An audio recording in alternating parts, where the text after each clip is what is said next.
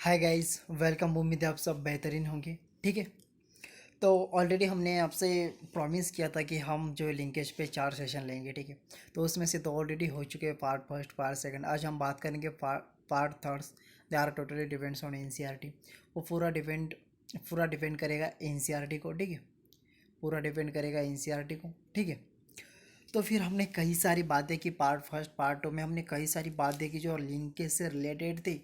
और इनफैक्ट यदि हमको एक लाइन में बताना हो तो लिंकेज के बारे में हम ऐसा कह सकते हैं कि लिंकेज क्या होता है। क्रोमोसोम के ऊपर जो जीन्स लोकेटेड होते हैं उसकी उसके भीतर की दूरी एक दूसरे को किस तरीके से अटैच होते हैं, कितना डिस्टेंस होता है, एक दूसरे को बाइंडिंग करके रखते हैं। सॉरी, एक दूसरे को बाइंडिंग करके रख सकते हैं। ऐसी बहुत सारी टर्म्स हमने लिंकेज के बारे में देखी। ठीक है। रिकॉम्बिनेशन मतलब पेरेंटल कॉम्बिनेशन को शो करता है, तो ये रिकॉम्बिनेशन का पार्ट बन गया था। पेरेंटल कॉम्बिनेशन अधिक क्वांटिटी में दिखाएगा तो लिंकेज कैसा है, नज़दीक नज़दीक प्रेजेंट है। जीन कैसे नज़दीक नज़दीक प्रेजेंट है। ठीक है। ऐसे कई सारी बातें हमने डिस्कस करी लिंकेज के ऊपर। रिकॉम्बिनेशन के जो मैकेनिज्म है, यदि क्या होता है पैरेंटल कॉम्बिनेशन अधिक मिलता है तो कंक्लूजन क्या निकलता है कि जो जीन्स प्रेजेंट होंगे वो क्लोजली लोकेटेड होंगे। ठीक है। यदि पैरेंटल कॉम्बिनेशन कम मात्रा में मिलता है तो जीन लोकेटेड एक दूसरे से ज़्यादा दूरी पर होंगे। ठीक है। जीन एक दूसरे से ज़्यादा दूरी पर होंगी। ऐसी कई सारी बातें हमने डिस्कस करी है पार्ट फर्स्ट और पार्ट सेकंड में। ठीक है। चलते हैं आज उससे आगे। तो ठीक है, आज एनसीईआरटी का पार्ट है। NCERT is must important for you. वो इसलिए इम्पोर्टेंट है क्योंकि आपको एनसीईआरटी को ही समझना है। एनसीईआरटी समझने के लिए आपको पहले तो बेसिक्स जाना पड़ेगा। इसलिए हमने पार्ट फर्स्ट और पार्ट सेकंड ये दो सेशन हमने ऑलरेडी ले लिए वाले हैं। और उसके बाद हम एनसीईआरटी के ऊपर जा रहे हैं। ठीक है। एनसीईआरटी के ऊपर जा रहे हैं। ठीक है। एनसीईआरटी के ऊपर जा रहे हैं। तो ठीक है, फिर चलते हैं आज की पहली स्लाइड पर। ठीक है। Linkage NCERT. तो मेरे ख्याल से दो हमारे ऑलरेडी सेशन हो चुके हैं। मेरे ख्याल से आपको इनफैक्ट डीप बताने की ज़रूरत नहीं कि व्हाट इज़ अ लिंकेज। वो हमने पार्ट फर्स्ट पार्ट सेकंड कई सारी बात करी है उसके ऊपर। इनफैक्ट मैं आपको ऐसा बता सकता हूँ कि ऐसा स्ट्रक्चर होता है क्रोमोसोम का। ठीक है। ठीक है। उसके ऊपर होते हैं जीन लोकेटेड ऐसे।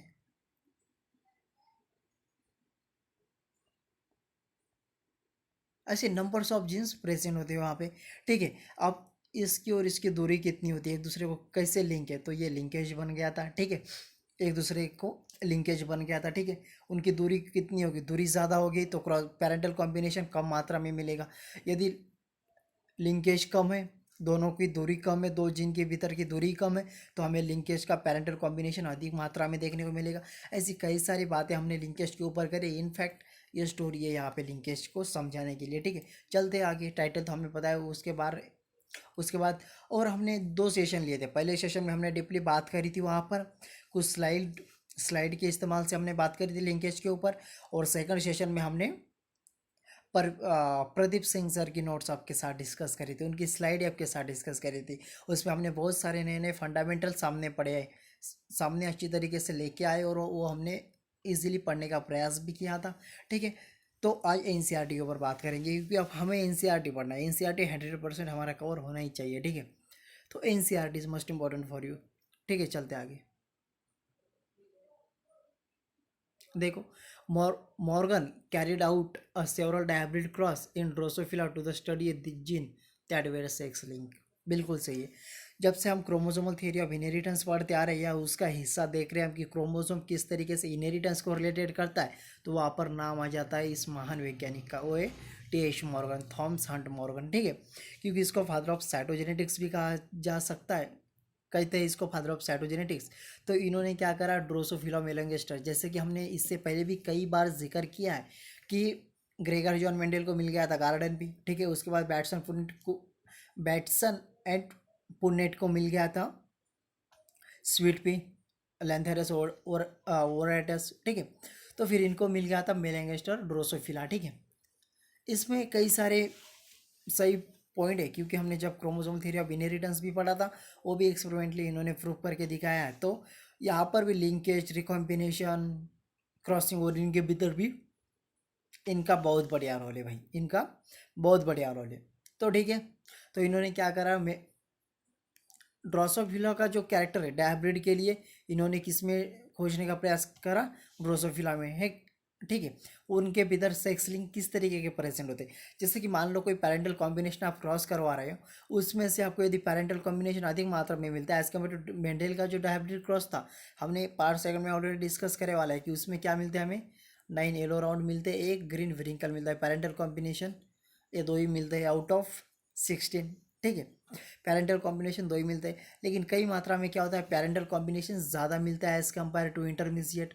तो ठीक है, फिर इसका क्या कंक्लूजन हो सकता है, तो इसका कंक्लूजन एक ही है कि वहाँ पे जो जीन प्रेजेंट है वो क्लोजली लोकेटेड होते हैं। और जीन कैसे होते हैं, तो क्लोजली लोकेटेड होते हैं। ठीक है, क्लोजली लोकेटेड होते हैं। तो ठीक है, फिर चलते हैं आगे। The crosses were similar to the dihybrid crosses carried out by Mendel in pea. बिल्कुल, जो मेंडल ने क्रॉस देखा था डैब्ल्यू क्रॉस में वो कुछ इस प्रकार का था, वो हमने अभी आपके सामने डिस्कस करा है।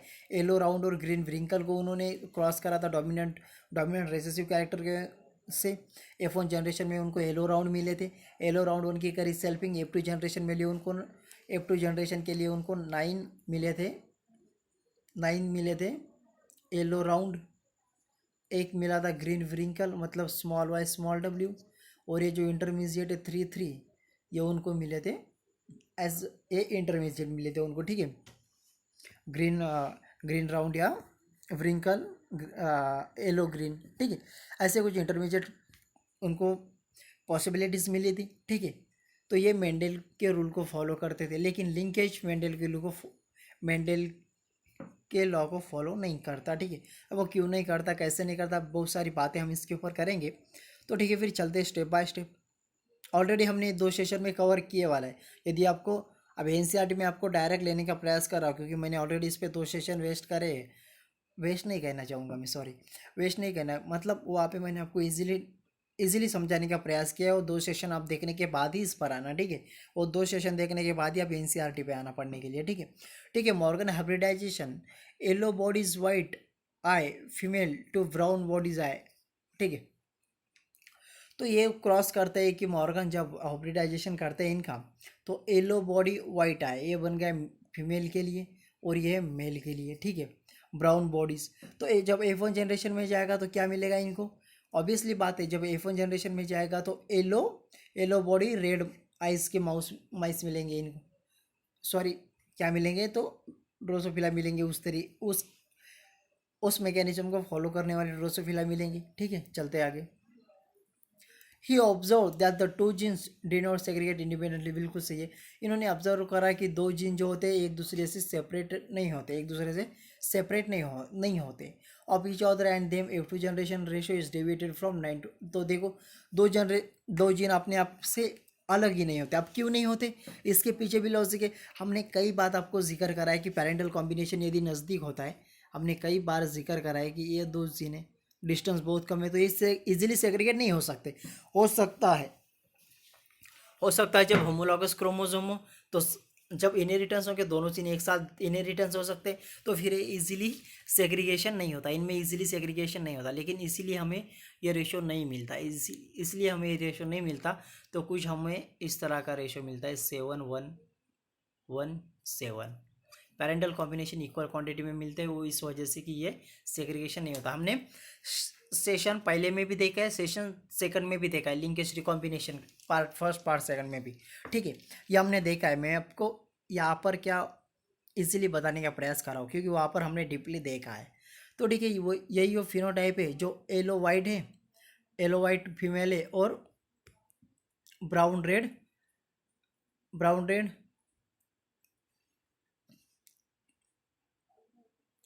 मेल है। ठीक है, F1 में हमें क्या मिले, capital Y small Y, capital W small W, मतलब ठीक है, ऑल आर एलोमेट। जब हमने इसका इंटर क्रॉस करा तो हमें पैरेंटल कॉम्बिनेशन कुछ 98.7 एंड रिकॉम्बिनेशन टाइप मतलब वो 1.3 मिला। पैरेंटल कॉम्बिनेशन इतने मिले हमें, और रिकॉम्बिनेशन मतलब जो नए नए कॉम्बिनेशन सामने आ रही वो इतने मिले। तो ठीक है, ये था। अब इसके पीछे कंक्लूजन क्या था, ये इंपॉर्टेंट है, ये समझने का प्रयास करिए आप, सबसे इंपॉर्टेंट तो यही है।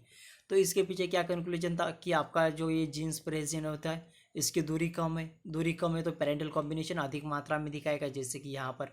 और यदि एक जीन और मान लो कि ये क्रोमोसोम है, ठीक है, एक जीन यहाँ है, दूसरा जीन यहाँ है, तो इसमें पेरेंटल कॉम्बिनेशन होगा, लेकिन कैसा होगा, तो बहुत कम वाला होगा, ठीक है। इनफैक्ट समझ में आई कि रेशो हमें क्यों डेविएशन फ्रॉम मेंडेलियन का रेशो नहीं दिखाते, क्योंकि अगर उसको फॉलो करते तो ये रेशो मिलना चाहिए था, लेकिन ऑब्वियसली ये मिलता नहीं हमें, ठीक है। ऐसे कई सारे हमने लॉस भी देखे, और ये डीपली एक्सप्लेन करने के लिए टीएच मॉर्गन ने 2 एक्सपेरिमेंट भी करे थे, जिसमें एक में पेरेंटल कॉम्बिनेशन हमें पता है, एक में क्या था पेरेंटल कॉम्बिनेशन 98.7 जो यहाँ पे गौर किए वाला है, ठीक है। और एक सेकंड था एक्सपेरिमेंट करने के लिए, जिसमें उनको पेरेंटल कॉम्बिनेशन मिले थे 62% एंड रिकॉम्बिनेशन टाइप इज 38%। ऐसे 2 क्रॉस भी उन्होंने ऑलरेडी इसके ऊपर देखे वाले, ठीक है, इसके ऊपर देखे वाले, ठीक है। चलते हैं आगे। ये देखो, यही है वो जो मैं आपको डिस्कस कर रहा था, मॉर्गन एक्सपेरिमेंट, ठीक है। हमने ये 5 सेकंड में डिस्कस करे वाला है, जहाँ पे क्रॉसिंग और रिकॉम्बिनेशन हम पढ़ रहे थे, लिंकेज पढ़ रहे थे, तो यहाँ पे डीपली हम बात करते हैं, ठीक है। तो ये क्या है, मॉर्गन एक्सपेरिमेंट है, ठीक है। पेरेंटल के आपके पास एलोआइस, ठीक है। तो देखो यहाँ पे पेरेंटल कॉम्बिनेशन कितना है, तो देखो अब इसमें पेरेंटल कॉम्बिनेशन कितना है, अधिक मात्रा में पेरेंटल कॉम्बिनेशन देखो कितना है, अधिक मात्रा में, ठीक है। 36.9 क्या है, रिकॉम्बिनेशन है आपके पास, और पेरेंटल कॉम्बिनेशन क्या है 60,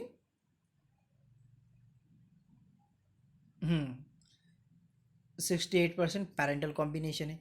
अब इसका मतलब क्या है कि यहाँ पे जो जीन प्रेजेंट होते हैं वो एक दूसरे से क्लोजली और क्रॉसिंग और एक दूसरे से सेपरेशन नहीं होते, ठीक है। यही है उसका कंक्लूजन, ठीक है। Morgan and his group name that the genes were located on the X chromosome as a quickly than where the 2 gene diabetic cross were situated on the same chromosome, the proportions of parental combination combined were much than non-parental type। बिल्कुल सही है। इस line को फोड़ के देखो आपकी, उनका कहना है कि जब डायबिटिक क्रॉस की हम बात करें तो वहाँ पे कैसा होता है, यदि क्रोमोसोम पे 2 जीन क्लोजली लोकेटेड हो तो इजीली सेपरेट नहीं होती, और जब इजीली सेपरेट नहीं होती तो हमें क्या करती हो, पेरेंटल कॉम्बिनेशन का जो प्रोपोर्शन है वो अधिक दिखाती है as compare to combination of non parental type में। बिल्कुल सही है, यही बात उन्होंने यहाँ पे बताने की कोशिश करी है, ठीक है। यही बात क्या करी है, उन्होंने बताने की कोशिश करी है, ठीक है। चलते आगे। Morgan attributes on this due to the physical sorry Morgan एट्रू सॉरी पैसे लग गई थी। Morgan attributes this due to the physical association, बिल्कुल सही है। मॉर्गन का कुछ ऐसा कंक्लूजन आया कि इसके बारे में कि फिजिकल ऑब्जर्वेशन किस तरीके से दिखा रहे हैं, क्यों हमें ऐसा होता है। मेंडल ने तो ऐसे कहीं जिक्र भी नहीं करा था कि पेरेंटल कॉम्बिनेशन इतने अधिक में मिल रहे हैं, तो इसकी क्या वजह हो सकती है। लेकिन उनको बाद में समझ में आ गया कि linkage of 2 genes are a conjoining term is the linkage, बिल्कुल सही है। यदि जीन के भीतर 2 जीन को एक दूसरे को लिंक कर रहा है तो उस टर्म को लिंकेज कहते हैं, ठीक है। बहुत देर से पता चली हमें, एनसीईआरटी बता रही है आप, ठीक है। एनसीईआरटी आप बता रही है हमें, ठीक है। चलते आगे। To describe this physical associations of genes on a chromosome at the term recombination, बिल्कुल सही है। To describe the physical association of gene, जिन का फिजिकल एसोसिएशन कैसा है, what is a physical association, word को पहले समझ में लेते हैं। फिजिकल एसोसिएशन, फिजिकल किसे कहते हैं हम, जो हमें बाहर से देख सकता है, मतलब क्या, बिल्कुल सही है, कही है सुन रहा हूँ मैं। तो हमने कहा था कि फिनोटाइप है ना, फिनोटाइप, फिनोटाइप के बारे में कहा था हमने। क्या फिनोटाइप थे आपके पास, फिनोटाइप क्या थे आपके पास, रेड, रेड के साथ क्या था, विंग्स थे, ठीक है, लॉन्ग विंग्स थे, ठीक है। तो वो रिकॉम्बिनेशन के केस में कैसा होगा आपके पास, ऑन टर्म एज रिकॉम्बिनेशन, मतलब to describe the physical association of genes on a chromosome at the term of recombination, बिल्कुल सही है।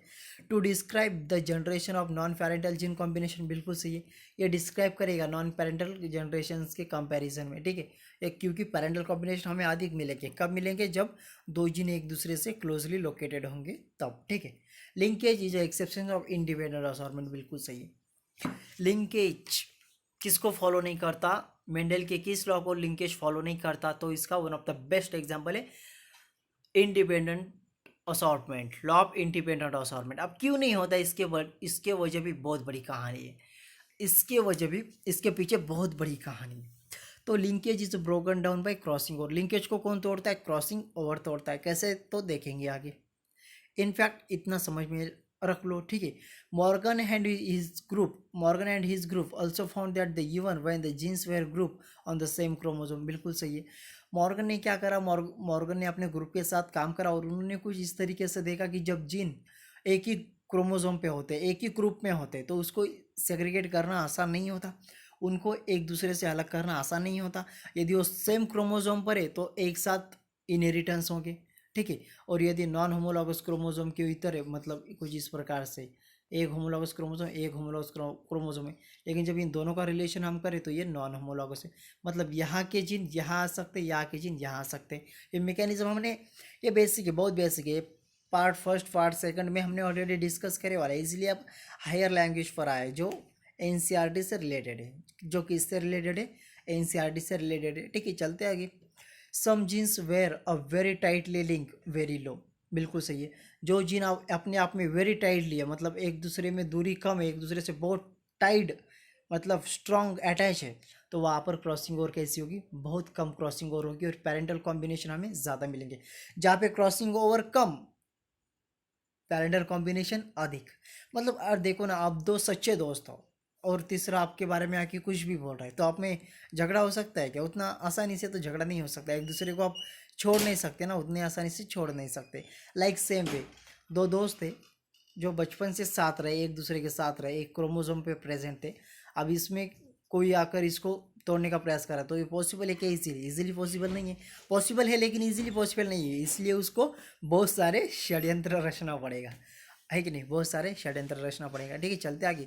वाइल अदरवाइज लूजली लिंक, और दूसरी केस में देखो, यदि लूजली लिंक एक लूजली अरेंज हो गए, मतलब दूर दूर जीन प्रेजेंट हो गए, तो इनको सेपरेट करना बहुत आसान है। शो हाई कॉम्बिनेशन, ये कॉम्बिनेशन हाई दिखाएंगे, बिल्कुल सही है। जिन में दूरी ज़्यादा तो कॉम्बिनेशन ज़्यादा दिखाएगा, जिन में दूरी कम तो पैरेंटल कॉम्बिनेशन ज़्यादा दिखाएगा, हमेशा ये बात याद रखना, यही बेसिक होता है और इसी से ही क्वेश्चन आपको नीट में आ जाते हैं। और आपको लगता है यार ये इतनी सिंपल बातें मैंने पढ़ी नहीं, क्योंकि आपके कंसेप्ट क्लियर नहीं होते, इसलिए हमेशा कंसेप्ट के साथ चलना चाहिए, ठीक है, कंसेप्ट के साथ चलना चाहिए। यदि आपने नहीं पढ़ा तो आपको लॉजिक के तौर पे वो वहाँ पर एग्जाम में हो जाएगा आपसे वो क्वेश्चन, ठीक है, लेकिन लॉजिक के साथ पढ़ना चाहिए, इंटरेस्ट के साथ। सबसे पहले तो क्यों ऐसा है, तो क्यों ऐसा है, इसके पीछे क्या कहानी है, क्या मैकेनिज्म है, यह हमें जानने की, क्या कहते हैं उसको, एक्साइटेडमेंट होनी चाहिए, ठीक है, उत्सुकता होनी चाहिए हमें, हमें वो जुनून होना चाहिए वो जानने का, ठीक है। चलते आगे। Linkage is a universally proportional, बिल्कुल सही है, linkage is a universally proportional to the distance between link gene. अब लिंकेज किसको किसको किसके विरुद्ध है, तो ये टोटली डिपेंड है कि एक दूसरे पे जीन का अटैचमेंट कैसा है। यदि क्लोजली है तो पैरेंटल कॉम्बिनेशन ज़्यादा, क्रॉसिंग ओवर कम, और एक दूसरे से दूर दूर है तो क्या होगा, नॉन पैरेंटल कॉम्बिनेशन ज़्यादा दिखाएगा, जिसको हम इंटरमीडिएट कहते हैं, वो ज़्यादा दिखाएगा, तो क्रॉसिंग ओवर ज़्यादा होगी, ठीक है। चलते आगे। और ये स्लाइड मैंने जानबूझ के ऐड करी है यहाँ पे। मान लो एक जीन है, एक ही चार चार जीन आपके पास प्रेजेंट है। अब जीन ए और बी के भीतर क्या है, एक रेड लाइन से मैंने इंडिकेट करे वाला है, क्या है, ये क्रॉसिंग ओवर है, सी ओ ए क्रॉसिंग ओवर, ठीक है। ये क्या है, सी ओ ए क्रॉसिंग ओवर, मतलब अब दो जीन है, एक दूसरे को लिंक है, linkage is broken by crossing over, ये क्रॉसिंग ओवर देखो इन दोनों को सेपरेट कर रहा है, दोनों को तोड़ रहा है एक दूसरे में। मान लो ऐसा कुछ बॉन्ड है इसके भीतर, लेकिन जब इसकी क्रॉसिंग ओवर होगी तो ये क्या करेगा, इस बॉन्ड को हटा देगा, इस बॉन्ड को हटा देगा, ठीक है। ऐसा सेम केस में होगा, लेकिन यदि ये क्लोजली है तो यहाँ पर एनर्जी ज़्यादा लगेगी उसको, रिक्वायरमेंट उस बॉन्ड को ब्रोकन करने के लिए। यदि ये और डी की बात करूँ मैं, ये और डी की बात करूँ, तो ये इजीली इसको सेपरेट कर सकता है बाय द क्रॉसिंग ओवर के प्रोसेस से, इजीली सेपरेट कर सकता है by the process of crossing over के यूज से, ठीक है। तो ये है इसके पीछे का षड्यंत्र, ठीक है। यदि आप ये और बी में दूरी बहुत कम है तो यहाँ पर क्या होगा, पैरेंटल कॉम्बिनेशन बहुत ज़्यादा होगा, क्रॉसिंग ओवर पैरेंटल कॉम्बिनेशन ज़्यादा, क्रॉसिंग ओवर सीओ कम, ठीक है।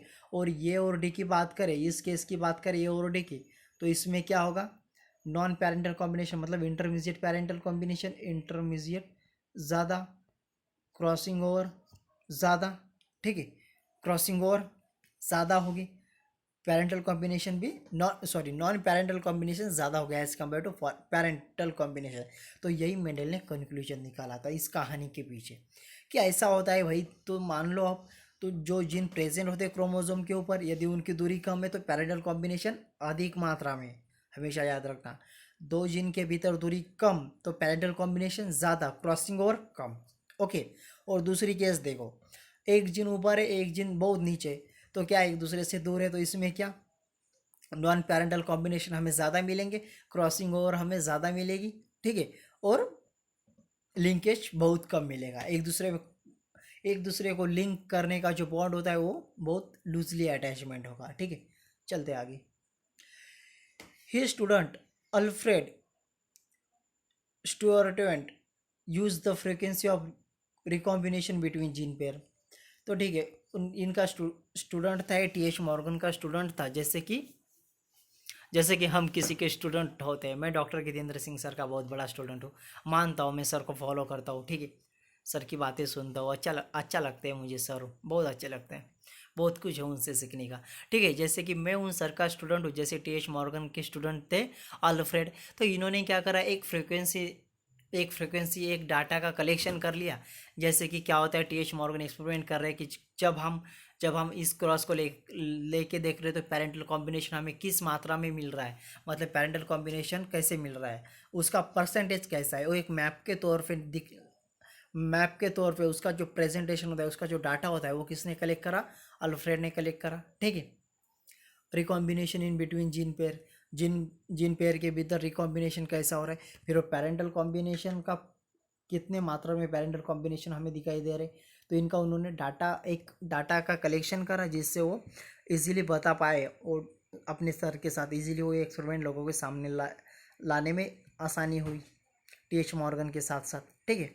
On the same chromosome as a measure the distance between gene and may update the position of the chromosome, बिल्कुल सही है, sorry. On the same chromosome as a measure of the, तो देखो chromosome के भीतर जो भी दूरी होती है उसको काउंट करने के लिए एक यूनिट होता है, माइक्रोफियर से माइक्रोफियर ऐसा कुछ तो होता है। तो उनका क्या कहना है, on the same chromosome as the major of the, यदि सेम क्रोमोसोम पे जो जीन प्रेजेंट होते हैं, डिस्टेंस बिटवीन जीन, तो उन सेम क्रोमोसोम के भीतर की जीन का जो डिस्टेंस होता है वो यूज़ करने के लिए हम एक यूनिट का यूज़ करते हैं, ठीक है, एक यूनिट का यूज़ करते हैं। तो ठीक है, तो ये देखो होमोलॉगस क्रोमोसोम है आपके साथ, ये पैरेंटल है, ये मैटरनल है, ठीक है। तो इसमें क्रॉसिंग ओवर होने की वजह से इसके सेगमेंटेशन इसके साथ अटैच होंगे, इसके साथ, ये देखो यहाँ पर दो अलग पैरेंटल कॉम्बिनेशन मिल रहे हैं आपको, और क्रॉसिंग ओवर होने की वजह से कुछ ऐसा होता है, सेगमेंटेशन ऑफ एक्सचेंज एक दूसरे में अपने मटेरियल चेंज हो जाते हैं। जैसे कि मान लो एक बस वाशिम टू नांदेड़ जा रही है, ठीक है, एक पैसेंजर है वहाँ पे जो वाशिम से हिंगोली तक उन्होंने अपना टिकट लिया था, ठीक है, और एक है जो हिंगोली से बैठा उस पर और नांदेड़ तक गया, मतलब क्या होगा, क्रॉसिंग, और सीट वही है लेकिन दो अलग अलग पैसेंजर वहाँ पर बैठकर आप अपनी मंजिल की तरफ पहुँच गए। तो ऐसे कुछ सारे डे टू डे लाइफ में भी हमारे एग्जांपल होते हैं, इससे हमें इससे मैच करना चाहिए, क्योंकि आप अंडरस्टैंडिंग के लिए बहुत बढ़िया होते हैं, आप कंसेप्ट नहीं भूल सकते, ठीक है। चलते हैं आगे। ये अब मैं क्यों फास्ट ले रहा हूँ उसके पीछे एक ही रीज़न है, क्योंकि मैंने दो सेशन ऑलरेडी इतने डीप लिए हैं इसके, ठीक है, लिंकेज और क्रॉसिंग ओवर के दो सेशन मैंने ऑलरेडी इतने डीप लिए हैं, पार्ट फर्स्ट पार्ट सेकंड, तो इसलिए मुझे यहाँ पर ऐसा लग रहा है कि आपको बताने में भी आसानी होगी, और मुझे भी तो आसानी तो हो रही है, मैं आपके साथ चल रहा हूँ, आपको भी आसानी होगी अंडरस्टैंडिंग के लिए, क्योंकि वो दो सेशन देखने के बाद ही तीसरे सेशन पे आना इस पर, ठीक है, तो आपको बहुत आसानी होगी समझने के लिए, ठीक है। चलते आगे। देखो यही जो हमने पीछे प्रेजेंटेशन के तौर पे आपको बताया था, जीन है ये जीन है, ये total 5 genes are present in this figure.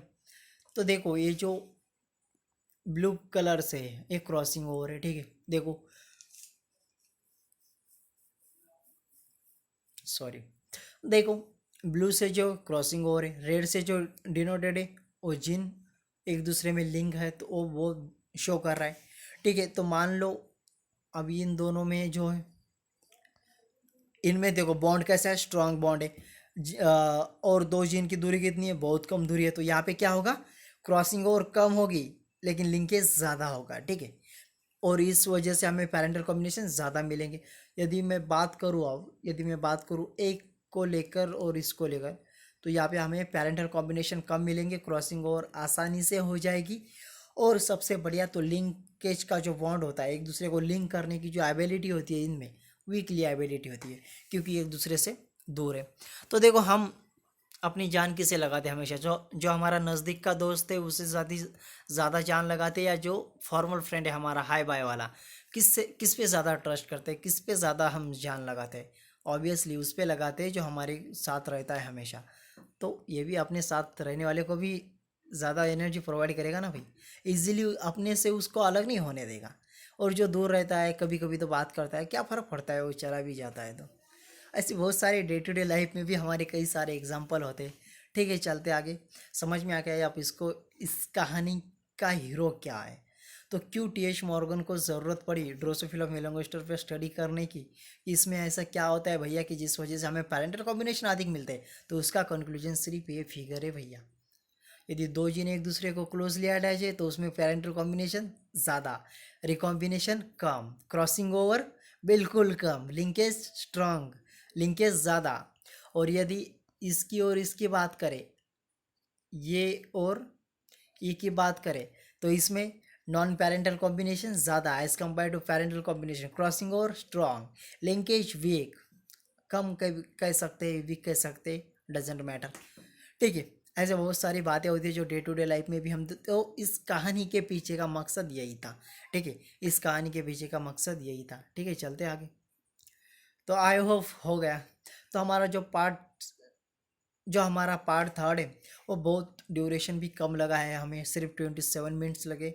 वो इसलिए क्योंकि भैया जो मेरा पहला सेशन आपके साथ आया था लिंकेज, क्रॉसिंग और रिकॉम्बिनेशन को लेकर, वो मेरे ख्याल से 51 मिनट का था। ठीक है, फिर जैसे उसके बाद आया पार्ट 2, वो मेरे ख्याल से 58 उसका ड्यूरेशन है, इतना 58 मिनट उसका ड्यूरेशन है। ठीक है, और जो थर्ड आया इसका 26 है, 27 है। तो ये इस वजह से इसका ड्यूरेशन कम है, क्योंकि हमने ऑलरेडी वो बातें सब डिस्कस करी है आपके साथ डीपली, तो मुझे अंडरस्टैंडिंग के लिए भी आसानी हुई इस सेशन में। ठीक है, और आई होप आपको भी समझ में आया होगा। ऐसा मैं कहता हूँ ना, दुनिया का ऐसा कोई आदमी नहीं जिसको आप पहली बार लाके फेंक दो जेनेटिक्स में और पहली बार उसको सब कुछ समझ में आएगा। अरे कोई नहीं है ऐसा भाई। वैज्ञानिक लोग भी थे तो इतने सारे एक्सपेरिमेंट करने के बाद वहाँ तक पहुँचे। ना जाने कितनी कितनी थेरी थी यहाँ पे, ऑलरेडी हमने डिस्कस करे वाले 4-5 थेरी। ठीक है, फिर वो हमारे ग्रेगर जॉन मेंडल साहब हो, ठीक है, बैटसन पुन्नेट हो, टी.एच. मॉर्गन हो, जैसे कि उसके बाद ऐसे बहुत सारे वैज्ञानिकों ने अपना कंट्रीब्यूशन दिया इसको समझने के लिए। और यदि आप ऐसी उम्मीद करते हो कि आपको फर्स्ट टाइम में समझ में आना चाहिए मैक्सिमम, ये पॉसिबल नहीं है भैया, कहीं भी पॉसिबल नहीं है। पहली बार जेनेटिक्स किसी के समझ में आ ही नहीं सकता, इनफैक्ट पहली बार किसी के समझ में आ ही नहीं सकता। ठीक है, तो क्या और क्या कह सकते हैं आपको, आप ब्राइट स्टूडेंट हो। ठीक है, ब्राइट स्टूडेंट हो आप, और बहुत हार्ड वर्क करते हैं, पता है मुझे। ठीक है, तो मेहनत करते रहिए, अपने आप को बेहतरीन बनाते रहिए। मिलेंगे अगले सेशन के साथ। और अपने आप को सेफ रखिए, बिल्कुल सेफ रखिए, क्योंकि ज़रूरत है इस देश को। कोविड से बचते रहिए, क्योंकि ज़रूरत है आपको इस देश की। ठीक है, ज़रूरत है आपको इस देश को। ठीक है, तो अपने आप को बेहतरीन बनाते रहिए। और इसके बाद जो हम सेशन लेके आएंगे VL28, टाइटल होगा वो सेक्स डिटर्मिनेशन पर होगा। ठीक है, ठीक है, तो क्या कह सकते हैं, फिर से वही लाइन रिपीट, अपने आप को बेहतरीन बनाते रहिए, कोविड से बचते रहिए, क्योंकि इस देश को बहुत ज़रूरत है आपकी। ठीक है, चलते मिलते हैं, चलो मिलते हैं अगले सेशन में। पढ़ते रहिए, मेहनत करते रहिए, और अपने आप को बेहतरीन बनाते रहिए। Thanks to all.